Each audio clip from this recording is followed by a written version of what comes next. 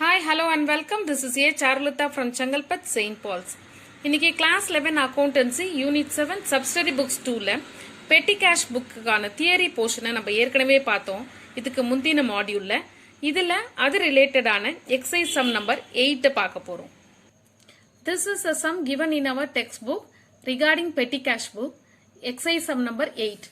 Prepare analytical petty cash book from the following particulars under the impressed system. July 2017, July 1st, received advance from cashier. அப்புறம் இந்த payments அதெல்லாம் கொடுத்துருக்காங்க. அதுக்கு முன்னாடி நம்ம ஃபார்மேட்டை ஒரு வாட்டி கோ த்ரூ பண்ணிடுவோம். We know the format for the petty cash book, analytical petty cash book. Receipts, cash book folio number, date, particulars, voucher number, total payment. இது mandatory. This we have to fill it. அதுக்கப்புறம் இந்த expenses எல்லாம் நான் ஏற்கனவே சொன்ன மாதிரி postage and telegram will go together, printing and stationery will go together, carriage and wages will go together, conveyance and traveling expenses will go together, refreshment and then sundries, personal account, LF. So இப்போ நம்ம இந்த first portion நம்ம பண்ணும்போது receipt சைட்ல நமக்கு வந்து பெட்டி cashier என்ன கேஷ் ரிசீவ் பண்ணிருக்காரோ அதை 2 கேஷ்னு போட்டு ரெசிப்ட் சைட்ல அமௌண்ட் எழுதுவோம். அதுக்கப்புறம் பண்ற எக்ஸ்பென்சஸ் பேமெண்ட் எல்லாம் பை அப்படின்னு கிரெடிட் சைடு அது. சோ நம்ம இந்த பர்டிகுலர்ஸ்லயே நம்ம என்ன பண்றோம், we are entering both the receipts and the payment.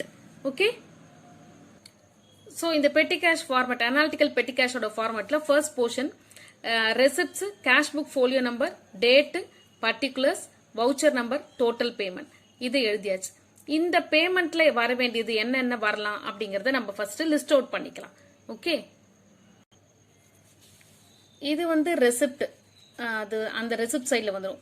Writing bad and registers வந்து ஸ்டேஷனரி ஐட்டம் வரும். ஒயிட் பேப்பர்ஸும் ஸ்டேஷனரியில வரும். ஆட்டோ சார்ஜஸ் வந்து டிராவலிங் ஆர் கன்வேயன்ஸ் அதுல வந்துடும். வேஜஸும் அலாங் வித் தட் கேரேஜ் வந்துடும். போஸ்டல் அண்ட் டெலகிராம் வந்துடும்.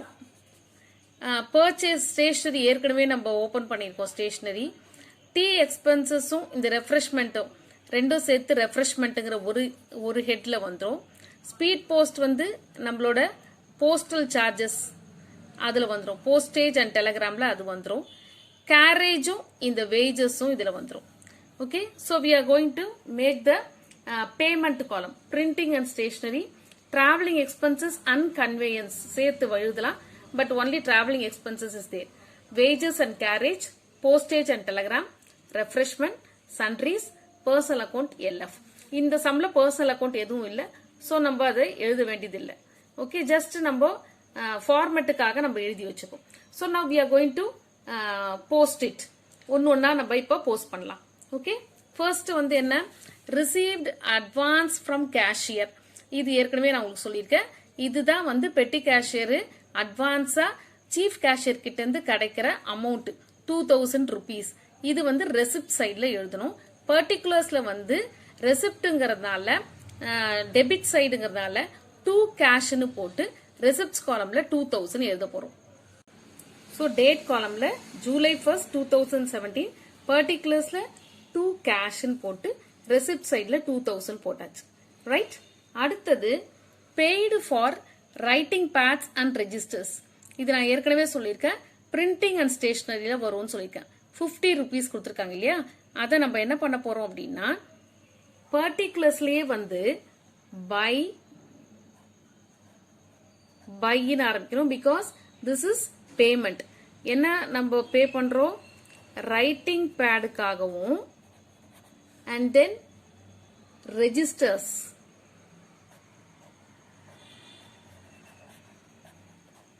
இங்க எழுதிக்கணும். இதுக்காக நம்ம எவ்வளவு பே பண்ணிருக்கோம், 50 rupees.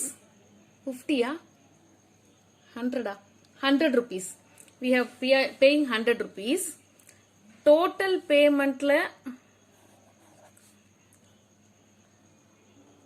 100 rupees எழுதுங்க. அதுக்கு முன்னாடி இது பிரிண்டிங் அண்ட் ஸ்டேஷனரியில சேர்ந்தது இல்லையா, இந்த பிரிண்டிங் அண்ட் ஸ்டேஷனரியில 100 rupees எழுதுங்க. ஓகே, ஃபர்ஸ்ட் பிரிண்டிங் அண்ட் ஸ்டேஷனரியில 100 rupees எழுதிட்டு அப்புறம் டோட்டல் பேமெண்ட்ல 100 rupees எழுதிருக்கேன். இதுக்கான டேட் வந்து July 7. Right, next purchased July 8 பாருங்க purchased white papers அந்த பேப்பர்ஸும் ஸ்டேஷனரியில தான் வரும். ஸோ நம்ம அடுத்த காலம்ல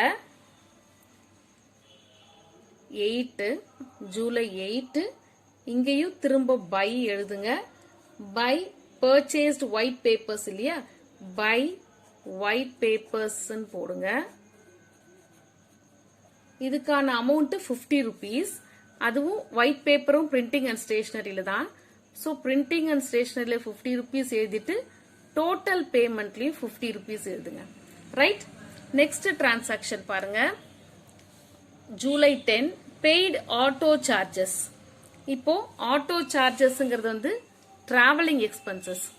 ஸோ டேட் வந்து ஜூலை 10 பை ஆட்டோ சார்ஜஸ்.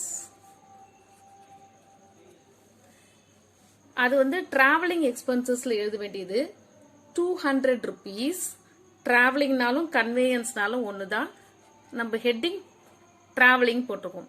டிராவலிங்ல 200 எழுதிட்டு திரும்பவும் டோட்டல் பேமெண்ட்ல அந்த 200 rupees காமிக்கிறோம். நெக்ஸ்ட் ஜூலை 15 பாருங்க. Paid wages. Wages and carriages நம்ம ஒரு காலம் ஓபன் பண்ணி வச்சிருக்கோம். Okay, wages and carriages. So date வந்து 15 by wages. How much? 300 rupees in wages. எழுதிட்டு அதே லைன்ல டோட்டல் பேமெண்ட்ல 300 rupees எழுதுங்க. Right. Next transaction July 18 postal charges. Postal charges வந்து போஸ்டேஜ் அண்ட் டெலகிராம்னு ஒரு காலம் ஓபன் பண்ணியிருக்கோம். அதுல போட போறோம். Okay, 18 post by postal charges, postage and telegram ஒரு காலம் ஓபன் பண்ணிருக்கோம். so how much? 100 rupees நினைக்கிறேன். by postal charges rupees 100. so அந்த டேட்டை போட்டு ஜூலை 18 by postal charges நம்ம போஸ்டேஜ் அண்ட் டெலகிராம்க்கு ஒரு காலம் ஓபன் பண்ணிக்கோம். அதுல 100 போட்டு டோட்டல் பேமெண்ட்ல 100 rupees ஞாபகமா போடுங்க.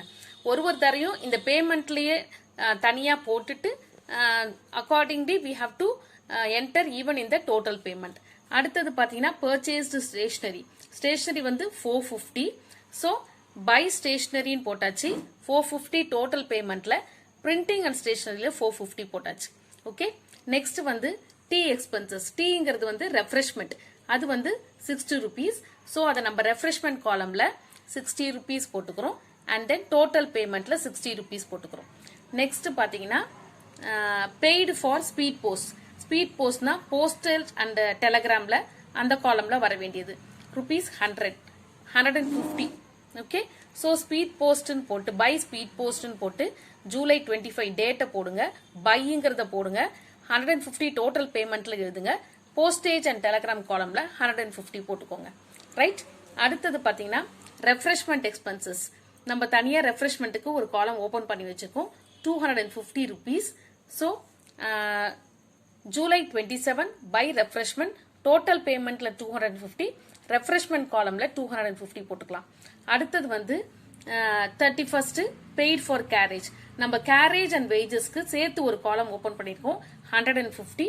So July 31 by carriage total பேமெண்ட்ல 150 எழுதிட்டு கேரேஜ் அண்ட் வேஜஸ் இங்க இருக்கு ஒரு காலம். ரைட். அதுக்கு நேரா யூ ரைட் 150. இப்போ என்ன பண்ண போறோம்னா இந்த டோட்டல் பேமெண்ட் காலமை ஆட் பண்ண போறோம். ஓகே, தள்ளி போடுவோம். ஆட் பண்ணிட்டு அதுக்கப்புறம் என்ன பண்ணணுங்கிறத சொல்றேன். அதுக்கப்புறம் இண்டிவிஜுவலா இதையும் நம்ம டோட்டல் பண்ணி போடணும். ஓகே, இப்போ நம்ம இந்த டோட்டல் பேமெண்ட்ஸ் இருக்கு இல்லையா, அந்த காலமை ஃபுல்லா ஆட் பண்ணா 1810 வருது. அதுதான் total expenses made by the petty cashier. அதுக்கப்புறம் இண்டிவிஜுவலா இந்த பேமெண்ட் எல்லாத்தையும் நம்ம ஆட் பண்ணி அதை க்ளோஸ் பண்ணிடலாம். ஓகே, 600, 200, வேஜஸ் அண்ட் கேரேஜஸ் வந்து 450, தென் போஸ்டேஜ் அண்ட் டெலகிராம் 250 அண்ட் ரெஃப்ரெஷ்மெண்ட்ல 310 வருது. ஸோ இப்போ என்ன பண்ணணும், அடுத்தது என்னன்னா இப்போ ரெசிப்ட்ஸ்ல இருக்கிற 2000 ரெசிப்ட் சைட் தான் நமக்கு ஹையரா இருக்கு. அதனால அந்த டோட்டல்ல இது வந்து டெபிட் சைட், இது கிரெடிட் சைட். அதே டோட்டலை நம்ம கிரெடிட் சைட்ல போட்டுக்கிறோம். இப்போ இதை நம்ம பேலன்ஸ் பண்ண போறோம். 2000ல 1810 போச்சுன்னா மீதி 190 வருது. அதை நம்ம பை பேலன்ஸ் கேரி டவுன் போட்டு ஜூலை 31 போட போறோம். ஸோ இது மந்த் எண்டு, இது வந்து ஒரு மாசத்துக்கான செலவு. ஸோ அதனால இந்த மந்த் எண்டு இதை க்ளோஸ் பண்றாங்க. பெட்டி கேஷியர் சப்மிட் பண்றாரு சீஃப் கேஷியருக்கு. அப்போ மீதி பேலன்ஸ் எக்ஸ்பென்சஸ் போக அவர்கிட்ட 190 இருக்கு. இந்த 190 வந்து அடுத்த மந்த்துக்கான ஓப்பனிங் இல்லையா? அதனால இது ஜூலை 31 போது இங்க ஆகஸ்ட் 1 டேட்ல போட்டுட்டு டு பேலன்ஸ் brought down இந்த சைடு அமௌண்ட் எழுதுங்க. ஸோ ஆகஸ்ட் 1 இது வந்து debit side. So to balance brought down 190 August 1. இப்போ அடுத்தது என்ன ஆகும் அப்படின்னா இந்த 190 போக இந்த 1110 ருபீஸ் நெக்ஸ்ட் மந்த்துக்கு அவருக்கு திருப்பி என்னவா கொடுப்பாரு? சீஃப் கேஷியர் கொடுப்பாரு. அதை அவர் என்னன்னு எழுதிப்பாரு? To cash 1810. ஸோ இது ரெண்டுத்தையும் ஆட் பண்ணா இந்த 2000 வந்துடும். Okay, so this is how we have to do the petty cash book. So this is a solution for exercise sum number 8 regarding the petty cash book in subsidiary books 2 unit 7. Okay, இதுதான் ரொம்ப முக்கியம். Okay, 31st போட்டு by balance carry 190, அது next மந்த்துக்கான opening. So August 1 போட்டு 190 இங்க carry over பண்றீங்க, bring down பண்றேன். அடுத்த அந்த எக்ஸ்பென்சஸ் அவருக்கு கிடைச்சிரும்.